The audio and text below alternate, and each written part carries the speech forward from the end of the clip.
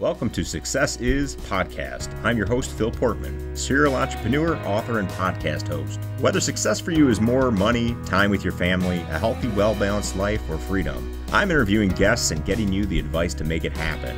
So join me as we uncomplicate the complicated, help you define success, and give you the strategies to make it happen. Hello, and thank you for joining me today on the Success Is Podcast. I'm your host, Phil Portman. Joining me today is Adrian Koehler. Adrian is a leadership engagement expert, podcast host, and founder of global executive coaching and training firm Take New Ground. Thank you for joining us today, Adrian. Yeah, man. So good to be here. Good to be with you, brother. Yeah. So what does success mean to you? Yeah, great question. And I appreciate that homework. I mean, I think for me, success, let me get weird for a second, and let me warn all the listeners for a second, I'll get weird. So success isn't a thing. Success isn't a goal line. Success isn't an arrival point. Success is a way of being, I would say, in my kind of nerdy language.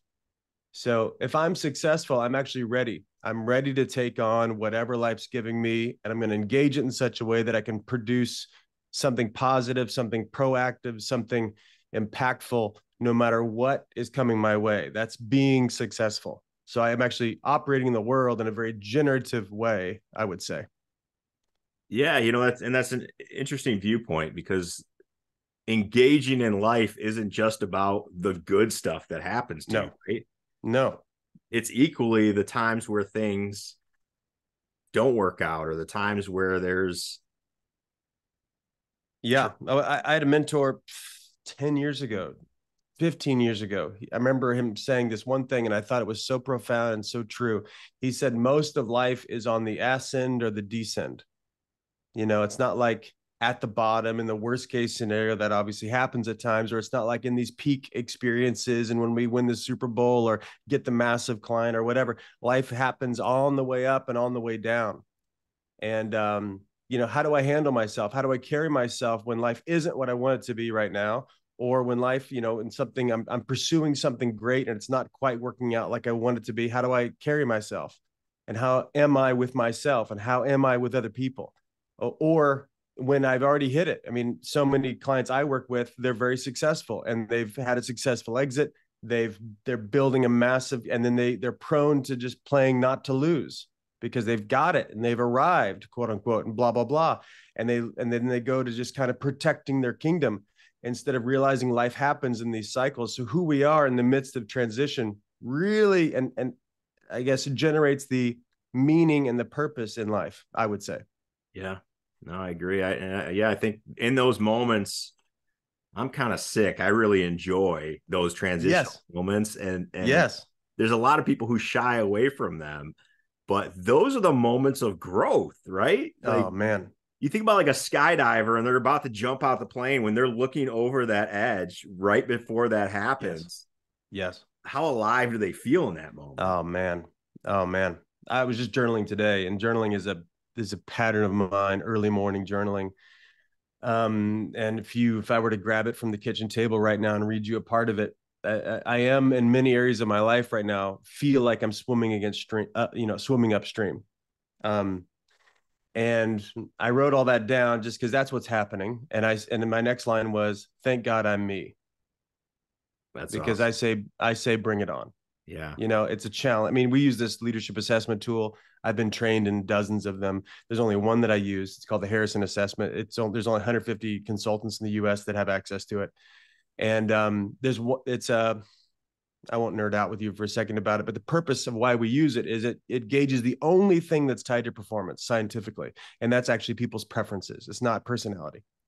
Personality tests are fun and, entertaining for sure. And human beings can't stop being fascinated by themselves and blah, blah, blah. But that doesn't matter. When it comes to results on the ground, people will always follow their interests and they'll always pursue their preferences, always. Even in really passive aggressive, even toxic ways, people will always go after what they want. So there's huge amounts of data that comes through this report, and it's brilliant. There's one number that I'm consistently fascinated by, is their gauging of this thing called once a challenge. And anybody I work with has a high once a challenge score, as do I. So it's just kind of this air of like, bring it on. Oh, this is tough, fuck yeah, I'm in. Absolutely. Yep. Yeah, that's fascinating. So, and that's interesting. So I guess that perspective, because the tests that I've seen, they're kind of like personality based Right. tests. Say Right. you fit in this bucket, so this is how Right. you manage. This is how you look after things. And this is Yep. more along the lines of like this is your preferences. So, what should you spend your time on those things and avoid things that aren't, or what's the purpose of that assessment? Well, what they've found is there's two main theories in the assessment. The first one is called the enjoyment performance theory. And the punchline of that theory is that if someone spends 70% of their time doing what they prefer doing, they have an increased chance of success of 300 to 400%. So pretty significant is that if I spend 70% of my time doing what I prefer doing, I have an increased success rate of 300 to 400%. The challenge for us is that we don't have language for our preferences. We know what they are. Like we know what it feels like when I'm on, right? Or I'm in flow, or, I'm like, I sit down at my desk and it's 4 hours later and I haven't gotten up and gone to the bathroom. I haven't eaten and I'm great and I'm invigorated. I'm alive, right? We know the experience. We just don't have language for it. And if we don't have language for it, we can't engineer it. So part of it is to get clear around, you know, language for what I prefer, and therefore the flip side too, what's happening that I don't prefer. And also give yourselves permission, everybody I work with, and I'm sure like you as well, high ambition, really hard driver, and are just going to say yes to it all, right? It's just like, I'll take it on, I'll figure it out, right? Entrepreneurs, I almost always only work with entrepreneurs for that reason, because they're, gutsy and they want the ball in the fourth quarter. With seconds left, it's like, give me the ball, coach. That type of mentality, that they call that authoritative in the assessment, and I call it want the ball. Point being that that's the first thing. The second theory in the assessment is this paradoxical leadership theory, which I think is really, I know it's very helpful. I think probably the most impactful, because it shows our internal life as leaders and also our cultural life as team leaders in these paradoxes, these 12 paradoxes. It shows, and I believe these are unavoidable. These are gravity for us, because life happens like paradoxes. Like, for example, some simple ones to understand, the communication paradox. What's my preference for being frank? And what's my preference for being diplomatic? Right? So being straightforward, forthright, and to the point. And what's my preference for saying things in a tactful manner that works for the people? And if I'm high on both of those, I've got versatility, right? I can be frank when I need to and straight up and to the point. I can also package things more kindly and sneak into the conversation in a way. And I've got flexibility. If I only have preference for frank and not diplomacy, I'm blunt, right? If I've got preference for diplomacy and no frankness, I'm evasive. And if you're too out of balance under stress, this is what's cool. And I'll show this to you. I'll send you an assessment. We can walk through it. If people that are really evasive, this happens a lot, really highly diplomatic, low on frankness, they're evasive, right? They don't say it all that's there for them. And then under stress, though, they'll flip into blunt. Same thing if someone's really blunt, under stress, they might flip into evasive. So under like when the limbic system gets involved and we're, and there's, I don't know anybody today that's not under a lot of stress, we're unpredictable even to ourselves or to other people. So it gives great language for the tensions we all walk in. And there's like 11 other paradoxes, but it's really helpful, especially when you are engineering team culture, because everybody will take this assessment and I'll debrief everybody on, and then we get in a room for a couple of days and talk about the future. We talk about current reality first, which is where things are and how people show up and what's natural for them and what's dysfunctional or whatever, what's not helpful, what's not resourceful. And it's usually people are laughing because it's exactly on. It's crazy how the thing reads your mail. And then you can see how people compensate for each other, where people go under stress, and how to really then support each other. The challenge with most of these assessments is because it's so, to your point, very labely, right? It's like, oh, Phil's this. And anytime we get labels, the human brain's going to do what the human brain will do, which is look out for number one and try to survive, look good, feel good, be right, be in control. These are the survival needs. So usually assessments are actually used as weapons. So therefore, most assessments and most people, most cultures aren't there to work through the difficulties to get to a great result. We're there to be right and be justified and cover our own ass and politic and all that kind of stuff that can happen in team life. So if you're not really rigorous on the purpose of it and don't hold people accountable to how they handle the information, it can be really dangerous. So this is the only one I use because it really is. There's no sinners and saints in this assessment. It's not even, and if I've got a low score on something, it's not like an indictment. It's actually, this is just a low preference for me. I can do what I don't prefer. And there's ways in which I can engineer my life to do that. That takes some more discipline, obviously. It takes a lot more intentionality. Or I can, strategically delegate. And like, there's things that I don't like doing. I can do it. It just takes me 10 times longer than it takes my assistant to do. She ought to do all that. I ought to do what only I can do, or really what gives me life. Because I need to own all the asset that I am in my business when I'm full go. And she ought to own all the asset that she is in her business. And when there are ways that we can share responsibilities in a very open-handed, on the table type conversation, not, hey, I'm so sorry, I'm asking you to do this. No. This is what you do really well. Rock and roll, get this done, 2 hours, let me know how it goes. And there's more freedom and less guilt. Yeah, absolutely. Yeah, the way I think of it is more of strength-based assets versus right on. Yeah, for sure. Right on. This is the same science behind the Strengths Finder. If you're pulling it from the Strengths Finder, Finder just gives you top 5, and I used to teach it. I taught Strengths Finder for 10 years. It's just anemic when it comes to application compared to the Harrison assessment. Yeah, and strength-based in general, I know there's obviously the probably patented term for that, but strength-based in general, I think, is putting somebody in a position to be successful. And had employees where they were not a good fit in the role they were in for whatever reason, and putting them in a position where they excel in is incredibly important. They thrived in that. And then there's even been times where my company wasn't a good fit for them, and they left and moved on and came back later on and said, that was a great move for me. Thank you. Yep. Absolutely. Yep. And I think that's incredibly important. Anytime there's a breakdown, like where somebody's not completing on what they've promised, like, i.e., a job description is a set of promises. It ought to be. Most job descriptions aren't. They're like descriptions of, what are they? They're like descriptions of best case scenarios. Usually they're not handled like a set of promises, which they ought to be. But anytime there's a breakdown, like somebody doesn't keep their promise, we say a broken commitment is a cry for help. So if I've got a person that's not completing on what they said they would complete on, and I could either go hold them accountable, which doesn't work and isn't your job to hold anybody accountable. In a great culture, people hold themselves accountable in public, right? It's like the team is a space to give an account. That's different than somebody else pseudo being responsible for holding me accountable. Like, that's a big red flag. Anytime I hear somebody say it, it's so in the zeitgeist. People just say it and don't even think about what they mean. But if someone doesn't keep their word and doesn't complete on their word, it's a cry for help. That's the way I see it. So I can come at it from empathy, saying, hey, Tom, you said you get this done by noon today and it's late. What's going on? Are you okay? First off, are you okay? And then you listen, because if on my team, if I have a Tom on my team, he's going to be committed to keeping his word. And so if he doesn't keep his word, something must be going on. Something he's either not talking about or just needs to talk about. And so we'll get right into that conversation. So we get past symptoms and get really to causal issues. So a lot of that is just in general being a counselor and listening.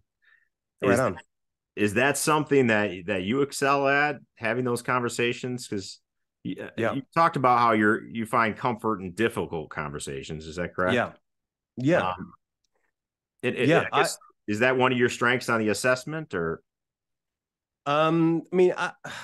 That strength would show up in a number of ways on the assessment. I'm really frank and really diplomatic. That'd be one. I'm really opinions paradox is certainty in your own opinion and open to others, like open and reflective. I'm well balanced in that. I'm both optimistic and I analyze pitfalls. I'm really well balanced in that. That's another one of the strategic acumen, they call it. So if you're optimistic, I'm off the charts optimistic, and I'm really up for examining trouble now, that especially, and then predicting trouble that might happen in the future.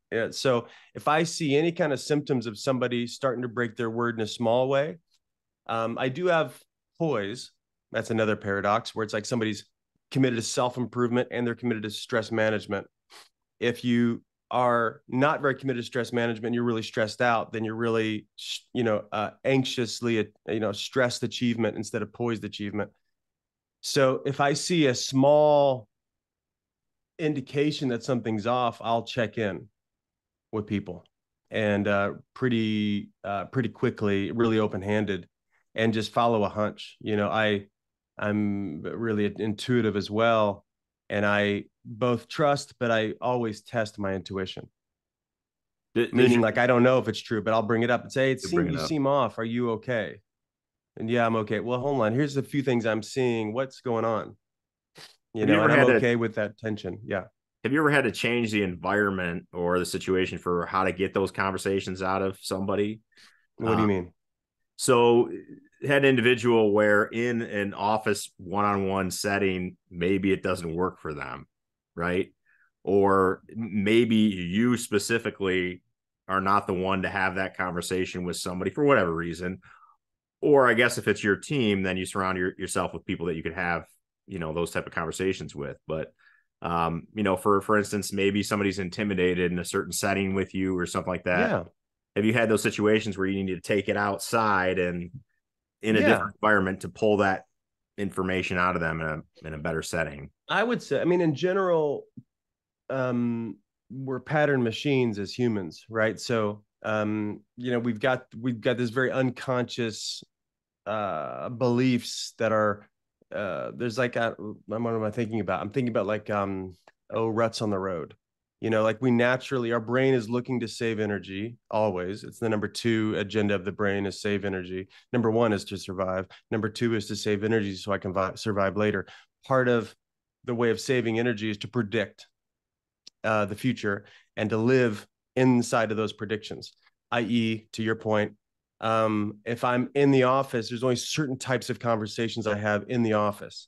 So people like to have like polite conversations in the office, which is usually bullshit. Like it's the way that people justify not being honest is like, I'm being polite. We give ourselves credit, but for our cowardice.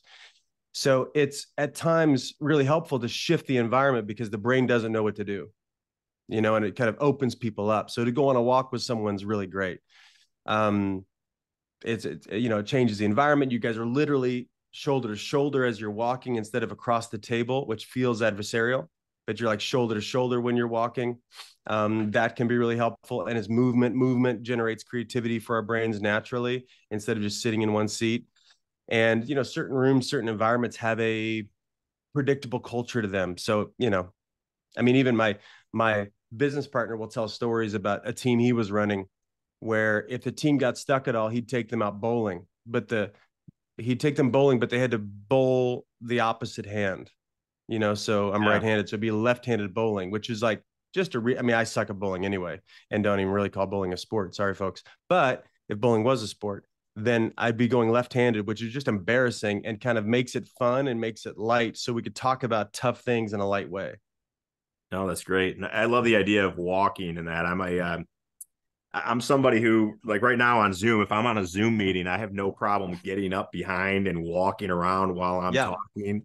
There's been times where I'll lay on the floor, I'm trying to process something. Right. Yeah. And it's weird to break it up like that, but I think it's important to have those different conversations. I walk through the woods if I'm trying to think of something. If I want to get on and have a conversation with somebody, I need to sometimes put myself in the right frame of mind before having a conversation with them. Yeah. Well, I put that all in the category of self-leadership, which is a huge part of my work with folks. People always hire me for results, which is great. And generating results is the non-negotiable of the contract. Like, what do you want to get done? And then that tracked back into team engagement and how they are as a leader with other people, because leadership is generating results through others, which is a big jump for somebody that's like successful themselves or used to doing it themselves. And now they have to lead other people to generate the results they could do, which is a very big, whole different world, obviously. But then it all comes back to self-leadership or self-mastery, we would call it, which is that like, hold on, who am I committed to being in the conversation? Answer that. What do I then need to do to generate that mood for myself? And if I'm out in the woods or if I'm laying down or if I'm stretching or if I'm walking or whatever, it puts me, or even what do I need to wear? It's like I remember in college, like finals week, I would dress up. Why would I dress up? Because that's really weird. Because it's freaking game time. Yep. This is finals week. This is like Super Bowl. So I need to get and me dressing up would get myself in a certain mood. There's a reason why I'm wearing a collared shirt today on with you versus like a t-shirt I'd wear on a Saturday. Like it gets me in a certain mood. So that's, I'm glad you do that. I'm not surprised knowing you, that you have that thoughtfulness and want to really engineer your own self and your own thinking so that you can show up in the way that you need to show up, either for the project or the problem that you're facing or the people that you're with. Well, and that early on in my career, as I'm sure you have, you always just think, hey, I'm just Phil, right? Or I'm just Adrian. Like, right. I'm just this guy. But you have to manage how the other person is seeing you. Yeah. And an entrepreneur, a business leader, a manager. And there is a tremendous power shift with that. And they have a different perception of you. And so with me, I'm always trying to be conscious of that through body language and how they're reacting, but also the situation I'm in to make sure that I'm being conscious of that. And early on in my career, I picked that up, and I never really thought of it. But at the time I was like, oh my God, they see me differently than what I thought. Cause I just thought, hey, I'm just Phil. I'm just the guy that you're going to go out to the bar with, in my 20s. And but no, it was a different kind of view from them. Yeah, I don't think you can manage it. I know what you mean. I don't think you can manage it, but you can be really intentional about crafting it, which might be the same thing. You might mean that when you say that, because the meaning in any communication resides in the listener, right? So all I can do is be really intentional on my end about my impact I'm committed to generate with the other person, and then be meticulous about that. In small and big ways. I was just flashing back to a lunch I had with a potential client here in LA. And we got to the restaurant we were going to meet at, and I was there first. And I was deciding, are we going to be inside or outside? Now I was thinking about that for the purpose of the conversation. How loud will it be outside? How loud would it be inside? What's the right mood I want? And I'm thinking through that because I care about the outcome. And so I can't manage someone's experience, but I can throw myself at generating it. Yeah, no, that's great. And then if I'm paying attention, I can watch and see if they're engaged or not. I can watch and see if I'm connecting or not. I can inquire into it if I don't think I am. And anytime somebody's that intentional, it's not off-putting. It's just weird. Most people just kind of coast through life and don't live with that level of intentionality, or what might be seen as intensity.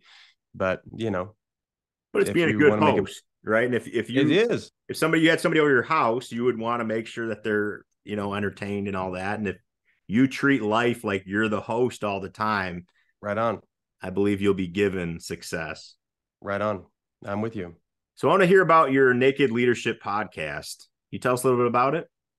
Sure. It's in the middle of transition as we speak. So we've been, at it for 4 years, and we interviewed some people, but we found out we really generated to serve our clients and to be something that's shareable from our clients to other people that might be on their teams or partners or, potential friends or whatever. So it's Naked Leadership because we talk about the art of leadership, which is always, if done really well, will be very vulnerable. You can go have the best idea out there and, think really highly of yourself, which is fine and probably good and probably earned. But if you're going to lead extremely well, you're going to be willing to look like a fool. And so if anybody wants to listen to it, we really engage. We bring all the content from it from our current people we're working with, teams we're working with, organizations we're working with. So if we notice a tension on it with one person or in a team, it's pretty universal. Humans are pretty, we're pattern machines, right? So somebody that one team's struggling with is probably some principles here that probably other people are. So we're not advice givers. We have plenty of advice to give, but whatever, YouTube that, there's a million books. We really get to the thinking behind the beliefs and the thinking behind the actions. Because you could put a great plan in the hand of irresponsible people and the plan will become irresponsible, right? It won't work and you'll blame it on the plan. So we're very intention focused versus mechanism focused. Mechanisms are important. They're just what happens when your intention gets locked in. So anyway, the Naked Leadership Podcast has been a lot of that, like some background thinking. And it's me and my business partner, Dan Tocchini, who's 30 years my senior. He's the best in the world at training teams.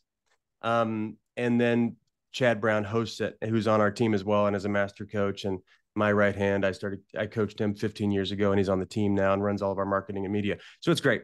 We're actually shifting now and realizing feedback from our clients are what happens on the fly in the room with other people is really the magic. So we're experimenting. Even just today, I've got another. We're starting to coach people live, record the call, and then post that online, because there's plenty of universal that everybody can listen to, and it's fascinating to watch people as they strive and squirm and hide and all the things people do. Everybody does. So we're going to start coaching people live and posting that. That's so cool. That'd be fun. That'd be fun. I love it. I love the concept. Yeah, so when most people think about coaching, it seems so weird. It seems so bullshitty. It seems so like fluff and like pat on the backy and whatever, which is all boring to me. Yeah. I like a nice scrap, man. Ours is hand-to-hand combat for their sake, right? We call our work, fierce advocacy. So I'm in it for them. I don't know what they're up to. We're going to get their vision really clear, and then that's usually easy. Then the harder part is to get them sober about current reality. And that takes a lot more vulnerability and a lot more honesty to get sober about current reality than to get, but maybe not surprisingly, even very successful people sometimes aren't clear at all about where they're headed. And they're just coasting on last quarter's momentum. And they've not yet even claimed what's so, let alone raise the bar for themselves and with their team for lots of reasons. But they don't do that. So we get clear and then we get really sober. Yeah. And you do that by stripping them down and getting them naked, basically. Oh, yeah, man. Yeah. Oh, yeah. We don't fuck around. So if they want to follow your podcast, our listeners, or if they want to hear what else you got going on, how do they find you? Yeah. They can find me on Instagram like everybody else, Adrian.K. On any like Apple or Spotify or wherever else it is, Naked Leadership Podcast. And if you're into this kind of work, reach out and we can have a conversation just to explore it. We work almost always with people inside their company. So I'll work with somebody around their company and with their team and that kind of work. If you haven't invested in yourself at all and want to at least do something that might not be specifically in the context of work, we do 3-4 times a year. We do this 4-day personal leadership accelerant called the Revenant Process. It's 4 days. It's long days. It's not for the faint of heart. It's really for people like yourself, like myself, that are really always eager for what's next. And it's amazing. It's the next one's going to be 4 days in Hawaii. Wow. On Oahu, late October. And that's wearerevenant.com. We are Revenant, REVENANT.com. Or if you just message me, I'll send you the link for it. It's great. It's when we've recently surveyed 2,000 graduates, and 97% of them said it was in the top 3 experiences of their life. That's incredible. So there it is. Wow. Well, thank you so much for your time today, Adrian. And thank you to all of our guests for listening today. We'll see you all next time. Yeah. Thanks for having me, man. And thanks for listening, everybody. Well, thank you guys for watching today. Be sure to like and subscribe for more future episodes of Success Is Podcast. If you have any suggestions, please comment below. Look forward to seeing you next time.